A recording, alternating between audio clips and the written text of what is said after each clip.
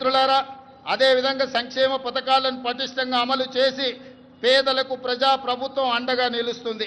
ఇల్లు లేని నిరుపేదల కోసం ఇందిరమ్మ ఇండ్ల పథకం ద్వారా ఇంటి నిర్మాణానికి 5 లక్షల ఆర్థిక సహాయం అందిస్తున్నాం. ఈ పథకం ద్వారా 4,50,000 ఇండ్లను ఈ సంవత్సరం పేదలకు అందించడం ద్వారా 22,500 కోట్ల రూపాయలు ఖర్చు పెట్టి పేదలను ఇంటి వాళ్ళను చేయడం ద్వారా ఆత్మగౌరవంతో బ్రతికే విధంగా ఈనాడు పేదలను ఆదుకోవడానికి మన ప్రభుత్వం ఇందిరమ్మ ఇండ్ల సంక్షేమ పథకాన్ని ముందుకు తీసుకువెళ్తున్నదని చెప్పి మీ అందరికీ చెప్పడానికి నేను సంతోషిస్తున్నాను. అదేవిధంగా ఇప్పటి వరకు 5,364 ఇందిరమ్మ లబ్ధిదారులకు 53,64,00,000 రూపాయలు నేరుగా లబ్ధిదారుల ఖాతాలోనే వేయడం జరిగింది. అదేవిధంగా మిత్రులారా, పేదల ఆకలి తీర్చడమే కాదు, వారి ఆత్మగౌరవంతో జీవించేలా సన్న బియ్యం పథకాన్ని ప్రారంభించాం. సంక్షేమ పథకాల చరిత్రలో సన్న బియ్యం ఒక ట్రెండ్ సెట్టర్. తెలంగాణలో 3 కోట్ల మంది సన్న బియ్యం పథకం ద్వారా లబ్ధి పొందుతున్నారు.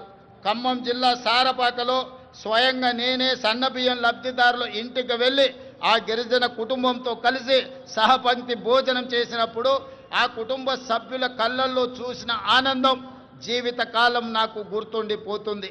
ఎందుకంటే ఒకనాడు రేషన్ షాపుల్లో ఇచ్చే దొడ్డు బియ్యం మిల్లర్ల మాఫియా లేకపోతే దళారుల మాఫియా చేతుల్లో ఆనాడు వాళ్ళ చేతుల్లో ఉండే. ఈనాడు సన్న బియ్యం ఇవ్వడం ద్వారా 3,10,00,000 మంది తెలంగాణ ప్రజలకు ప్రయోజనం చేరడమే కాకుండా ప్రతి ఒక్కరు ఆ సన్న బియ్యం తెచ్చుకొని ఈరోజు వండుకొని తింటున్నారు. నిజంగా ఇది ఒక గొప్ప విప్లవాత్మకమైన మార్పు. దీనికి ప్రజా ప్రభుత్వం పునాది వేసిందని తెలియజేయడానికి నేను సంతోషపడుతున్నాను మిత్రులారా.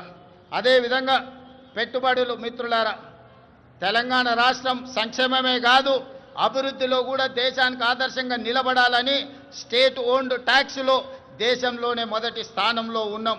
అదేవిధంగా స్వదేశీ విదేశీ పెట్టుబడులను ఆకర్షించడంలో తెలంగాణ రాష్ట్రం ఈ దేశంలోనే మొదటి స్థానంలో ఉంది. దాదాపుగా ఈ 18 నెలల్లో 3 లక్షల కోట్ల రూపాయల పెట్టుబడులను ఆకర్షించడమే కాదు, అమెరికా, జపాన్, సింగపూర్, అదేవిధంగా దావోస్ లాంటి నగరాల్లో పర్యటించి ఈ దేశానికి ఈరోజు పెట్టుబడులను సాధించినాం. అదే కాకుండా ఈరోజు జపాన్కి సంబంధించిన మేయర్ గారు ఈ ప్రత్యేక రాష్ట్ర అవతరణ దినోత్సవంలో పాల్గొనడం ద్వారా మనకు స్ట్రాటజిక్ పార్ట్నర్గా మన తెలంగాణ ముఖ్యంగా హైదరాబాదు నగరాన్ని పారిశుద్ధ్య రహిత నగరంగా తీర్చిదిద్దడానికి జపాన్ మనకు సహకరిస్తుంది.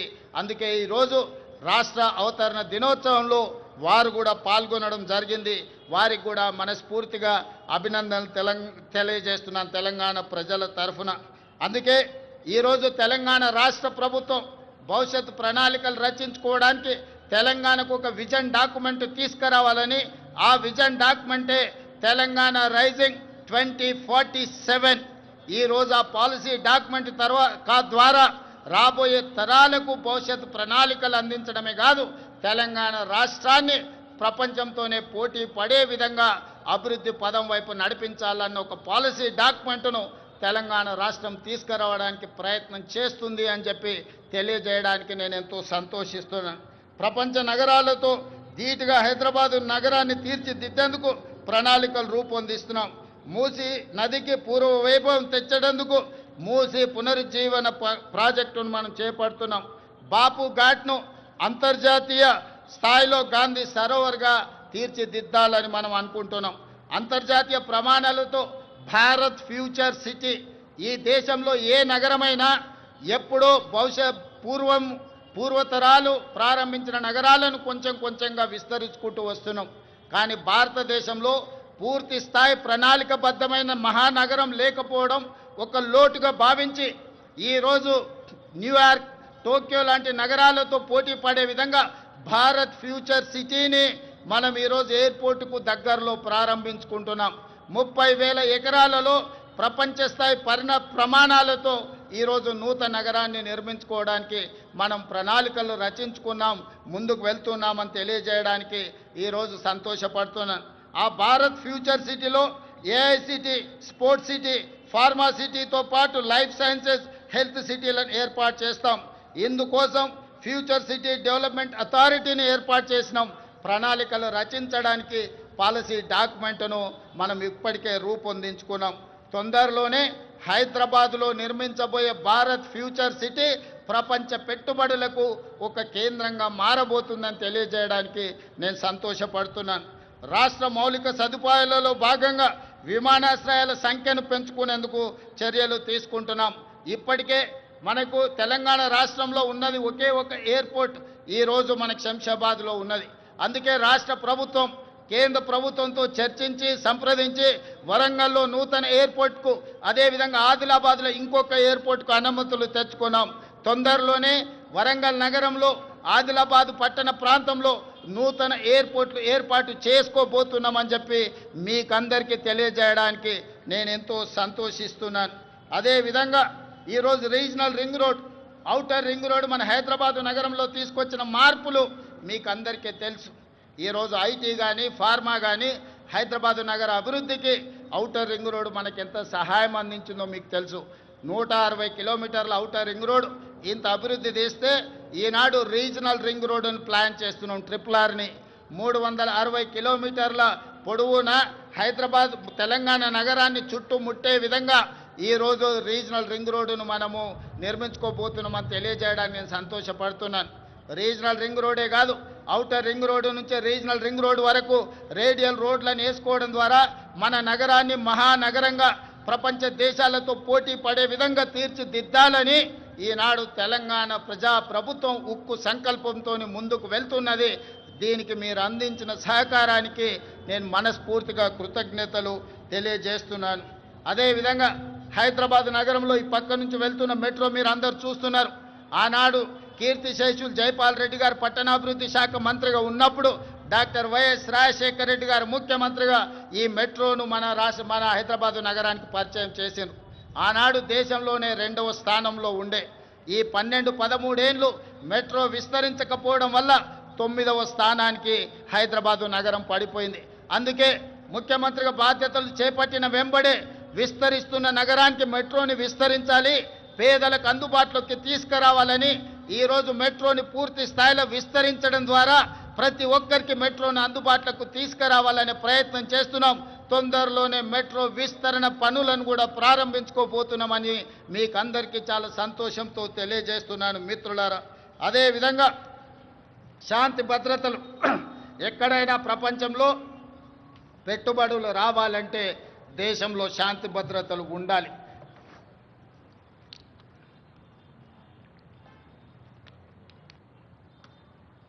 శాంతి భద్రతలు లేని దేశానికి పెట్టుబడులు రావు. అందుకే ఈరోజు హైదరాబాదు నగరాన్ని, తెలంగాణను దేశంలోనే నెంబర్ 1గా తీర్చిదిద్దిన పోలీసింగ్ వ్యవస్థ ఈరోజు మనకు ఉన్నది.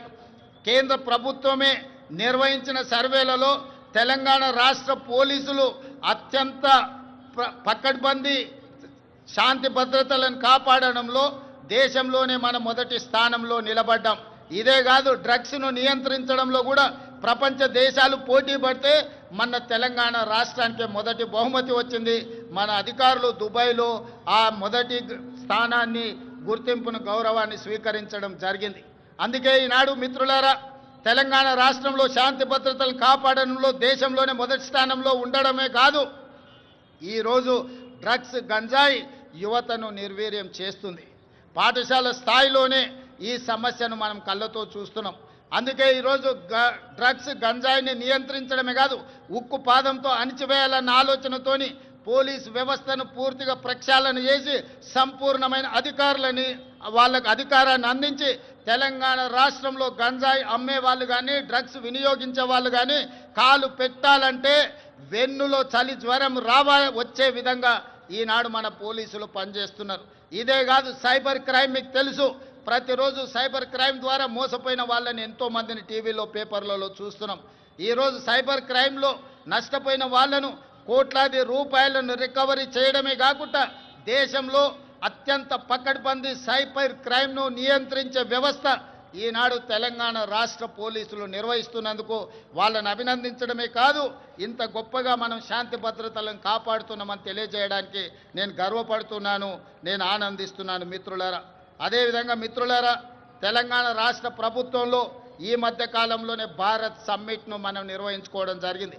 భారత్ సమ్మిట్ ద్వారా దాదాపుగా 100 దేశాలకు సంబంధించిన ప్రతినిధులు హైదరాబాదు నగరానికి వచ్చి తెలంగాణ రాష్ట్రంలో పెట్టుబడులకు అనువైన అంశాలను, పరిపాలనలో సరళీకృతమైన విధానాలను, అదేవిధంగా ఇక్కడ ఉన్న శాంతి భద్రతలను, ప్రభుత్వం ఇస్తున్న అనుమతులతో పాటు ఇక్కడ ప్రజల యొక్క హక్కులను కాపాడడానికి ప్రజాస్వామిక వ్యవస్థలను బలోపేతం చేసి ప్రపంచానికే ఆదర్శంగా నిలబడి డాక్టర్ బాబాసాహెబ్ అంబేద్కర్ గారు అందించిన రాజ్యాంగాన్ని తూచా తప్పకుండా అమలు చేస్తున్న తెలంగాణ ప్రభుత్వం గురించి భారత్ సమ్మిట్లో 100 పైగా దేశాలు పాల్గొని 3 రోజులు తెలంగాణ రాష్ట్ర ప్రభుత్వం తీసుకుంటున్న చర్యలను నిశితంగా గమనించి వాళ్ళు అభినందించడమే కాదు, 100 దేశాలలో ఈరోజు తెలంగాణ రాష్ట్రం గురించి, హైదరాబాదు నగరం గురించి వాళ్ళు ప్రచారం కల్పిస్తున్నారని చెప్పడానికి నేను సంతోషపడుతున్నాను. అదేవిధంగా ఈరోజు మీకు తెలుసు, ప్రపంచ సుందరి పోటీలు అందాల పోటీలు కాదు, ఇది తెలివికి, పరిజ్ఞానికి, ప్రపంచానికి పరిచయం చేయడమే కాదు. ఈరోజు తెలంగాణ రాష్ట్రంలో గొప్ప సంపద ఉన్నది. గుడులకు సంబంధించి కానీ, ప్రకృతి సౌందర్యం కానీ మన ప్రాంతంలో ఎన్నో ఉన్నాయి. రామప్ప దేవాలయం, 1000 స్తంభాల గుడి, అదేవిధంగా యాదగిరిగుట్ట టెంపుల్, ఈరోజు హైదరాబాద్లో చౌమల ప్యాలెస్ కావచ్చు, చార్మినార్ కావచ్చు, చార్మినార్ ప్రాంతంలో ఉన్న చుడీ బజార్ కావచ్చు, లాడ్ బజార్ కావచ్చు, ఇలా తెలంగాణ రాష్ట్రంలో ఉన్న గొప్ప గొప్ప కట్టడాలను, అదేవిధంగా ఈ అంతర్జాతీయ స్థాయిలో మన ఉత్పత్తి చేస్తున్న ప్రోడక్ట్స్ని అన్నిటిని కూడా ప్రపంచానికి పరిచయం చేయడానికి ఈరోజు ప్రపంచ సుందరి పోటీలను నిర్వహించడం జరిగింది. ప్రపంచంలోనే ఒక్క గొప్ప పిల్లల మర్రిగా పాలమూరు జిల్లాలో ఉన్న పిల్లల మర్రిని ఈ పర్యాటకులు వచ్చి చూడడం జరిగింది.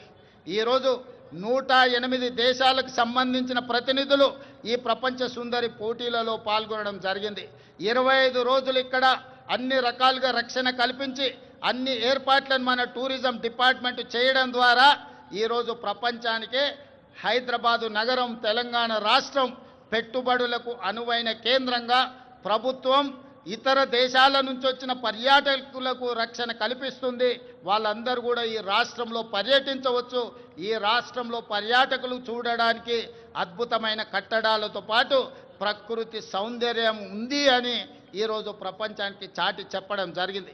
టూరిజం డిపార్ట్మెంట్ కూడా ఒక గొప్ప కార్యక్రమాన్ని తీసుకొని అద్భుతంగా నిర్వహించిందని మీ అందరికీ తెలియజేయడానికి నేను సంతోషపడుతున్నాను.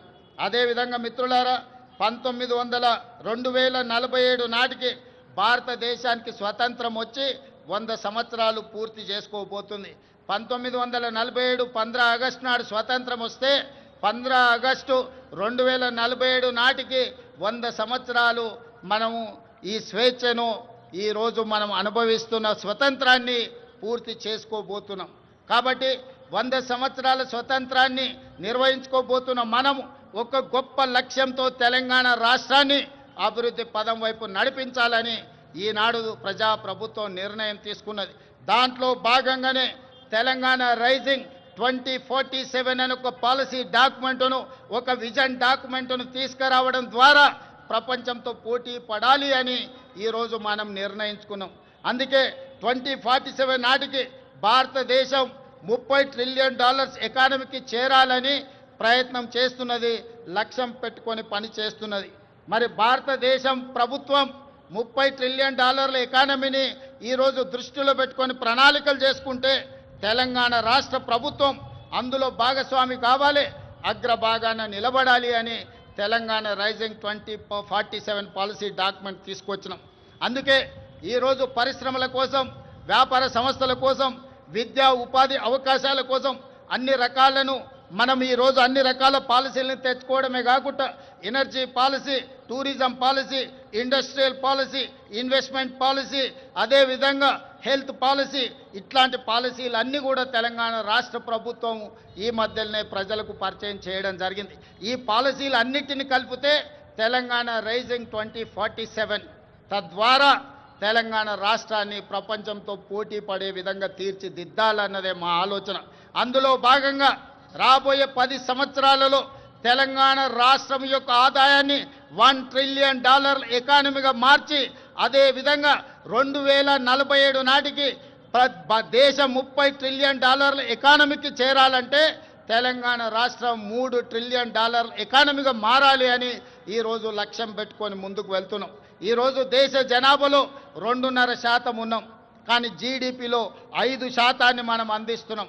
రేపు భవిష్యత్తులో 2047 నాటికి 10% జీడిపిని అందించే విధంగా తెలంగాణ రాష్ట్రాన్ని తీర్చిదిద్దాలంటే industrial policy, infrastructure policy, investment పాలసీస్ని అన్నిటిని కూడా తీసుకొచ్చి ఈ దేశంలోనే అగ్రగామిగా రాష్ట్రాన్ని తీర్చిదిద్దాలని మేము ప్రయత్నం చేస్తున్నాం. అందుకే మిత్రులారా, ముఖ్యంగా యువ మిత్రులారా, డాక్టర్లు, లాయర్లు, ఇంజనీర్లు, ఈ సమాజంలో ఉన్న ఐఏఎస్, ఐపీఎస్లకు అందరికీ, వ్యాపార వర్గాలకు నా సూచన ఒక్కటే: తెలంగాణ రాష్ట్ర ప్రభుత్వం ఏ లక్ష్యంతోనైతే ముందుకు వెళ్తుందో, ఏ లక్ష్యాన్ని సాధించాలి, ఏ లక్ష్యాన్ని ముద్దాడాలి అని మేము ముందుకు బయలుదేరినామో మీ ఆశీర్వాదం ఉండాలి, మీరు అండగా నిలబడాలి. ఈనాడు తెలంగాణ రాష్ట్రం దేశానికి కాదు ప్రపంచానికి ఆదర్శంగా తీర్చిదిద్దాలంటే మీరందరూ అండగా నిలబడండి, ఆశీర్వదించండి. ప్రపంచంలోనే అగ్ర రాష్ట్రంగా తెలంగాణ రాష్ట్రాన్ని తీర్చిదిద్ది ఆదర్శమైన రాజకీయాలకు, ఆదర్శవంతమైన అభివృద్ధికి తెలంగాణ రాష్ట్రం కేర్ ఆఫ్ అడ్రస్గా తీర్చిదిద్దుతాం. హైదరాబాదు నగరాన్ని ప్రపంచ నగరాలతో పోటీ పడే విధంగా తీర్చిదిద్దాలి.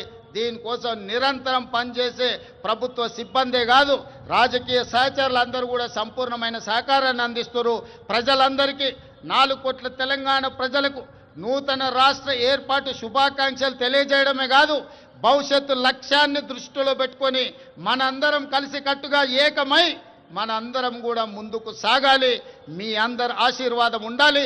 తప్పకుండా తెలంగాణ రాష్ట్రాన్ని దేశంలో అగ్రగామి రాష్ట్రంగా నిలబెడతానని మీకు అందరికీ తెలియజేస్తూ మీ అందరి దగ్గర సెలవు